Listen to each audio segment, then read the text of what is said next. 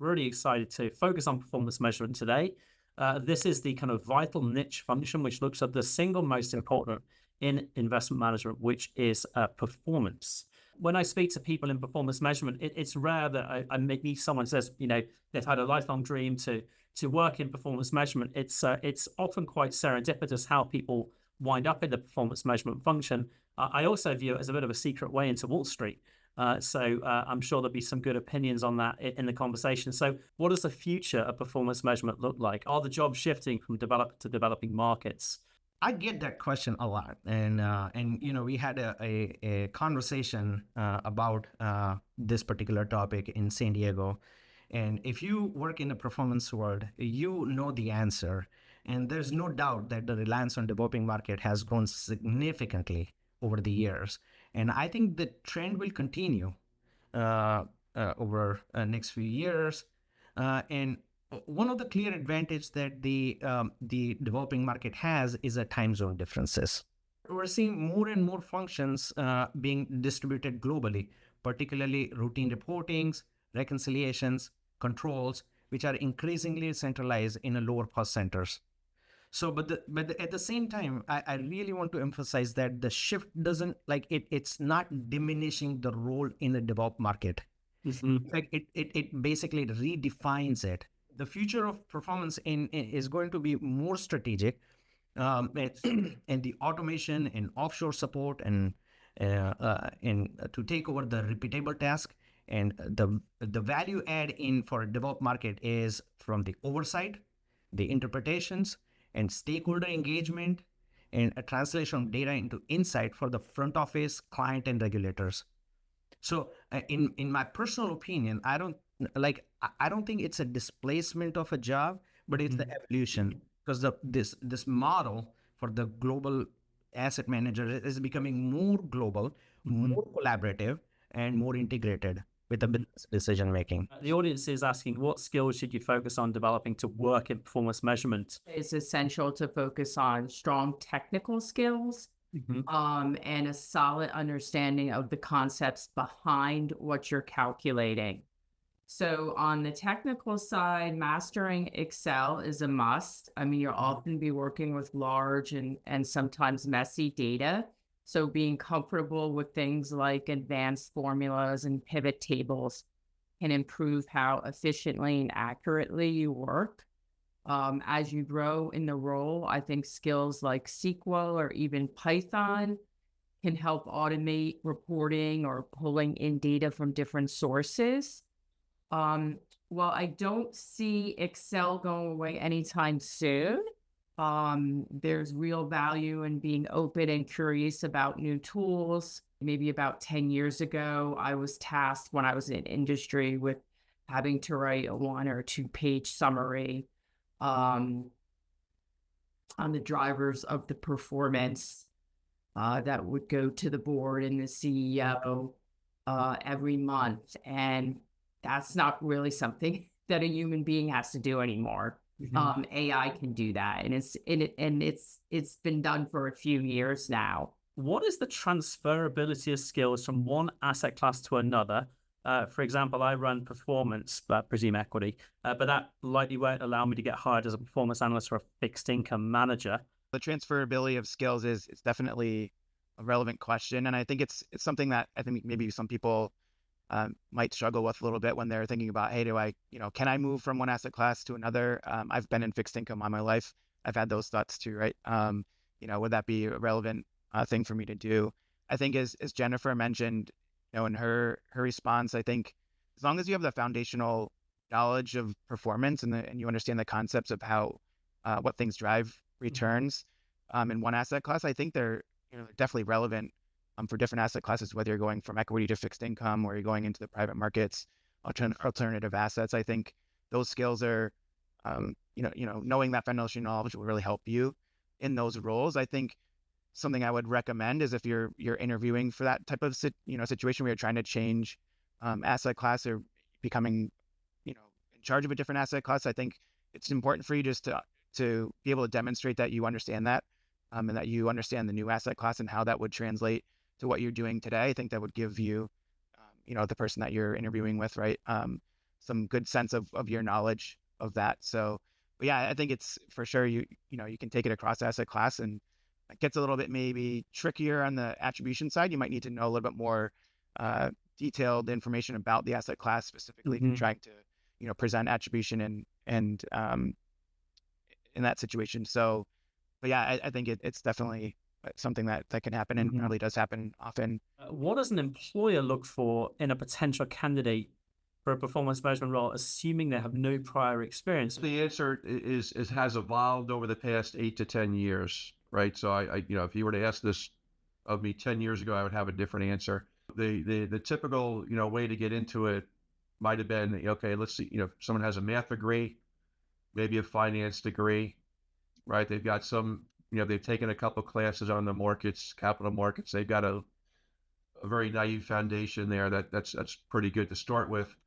On the soft side, the soft skill type component of it, it's, we look for people that are very inquisitive, people that have a very great skills from a critical thinking standpoint, the proactiveness, and some, you can ask questions and you can kind of get an idea if someone would be a good fit, although it's hard to kind of make a decision in one interview, but you can kind of be guided there. Now that was, let's say that's 5-10 years ago. Where we have evolved to today is the same soft skills are important, right? No matter what role we're looking to hire in.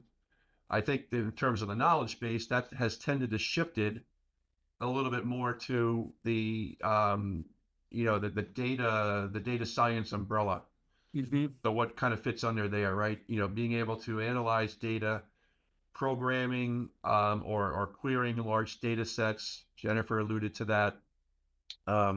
Data visualization tools, machine learning, Excel. I mean, it's funny, Excel is the best performance system in the world, but it's not meant to be a performance system, but everybody uses it for everything from to-do lists all the way through, all kinds of crazy macros and things like that. So that's where our focus has been more lately within the last few years on that data.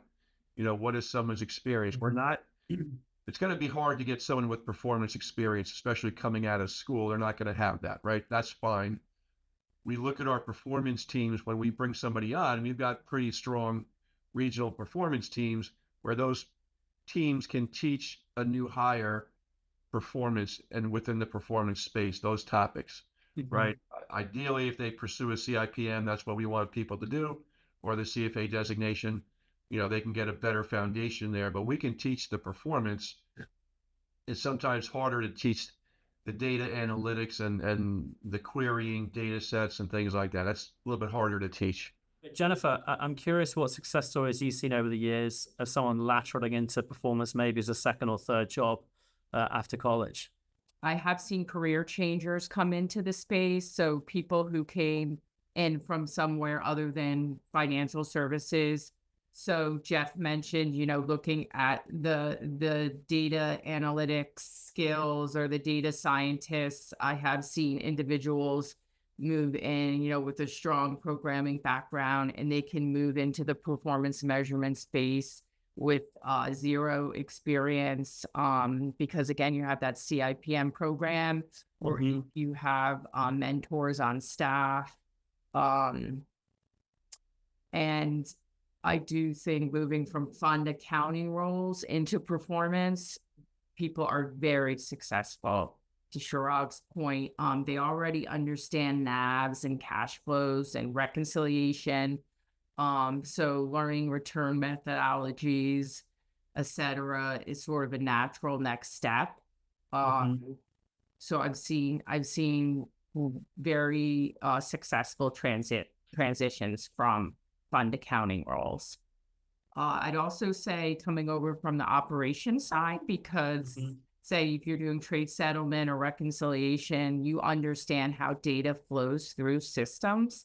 So transitioning to performance, you can bring that systems thinking. You're managing complexity and timeliness, and that's a good fit, I think, with an ops background. Jeff mentioned, the difference, say, between a system running holdings-based attribution versus transaction-based attribution. There's a difference there. And the performance team is likely going to have to explain that. And I've heard people say, well, we just kind of eyeball it. But if you have a good data person, you don't have to eyeball it. You can get in there and explain the difference down to, a half a basis point. What are the typical ways into a performance measurement team at entry level? The performance measurement has become like increasingly specialized. From today are typically looking for candidates who bring at least some foundational knowledge, whether that's familiarity with the investment performance concepts or GIPS standards or general understanding of how data flows from one point to the other throughout the investment management lifecycle. So for those who are interested in entry-level roles, often come from the adjacent functions like investment operations, fund accounting, client reporting. These areas typically provides an excellent base because they expose you to the core data inputs like NAVs, pricing, transactions, how the correction happens, error corrections, the corporate actions, how they are recorded. These information feeds directly into the performance calculations. So by just having the knowledge of the other data point, it actually helping you to perform your job as a performance analyst better. In fact, this was exactly my path. So I started as a fund accountant, where I was responsible for calculating a daily NAVs and doing reconciliations throughout the fund. I was then given a few performance-related tasks, and that's where my interest really sparked. As I said, my company decided to become a GIPS compliant, adopt a GIPS standard. So that was a natural transition into the performance. So initially to gain a deeper understanding and move fully into the performance, so I pursued the CIPM designation. And that actually helped me bridge the technical and analytical side of the role. So for those who are starting out, I personally recommend that go close to the data. Yeah. Understand the system that you're working with, and and don't hesitate to pursue CIPM because it actually signals your commitment and your capability. You already have the knowledge of the other data that feeds into the performance.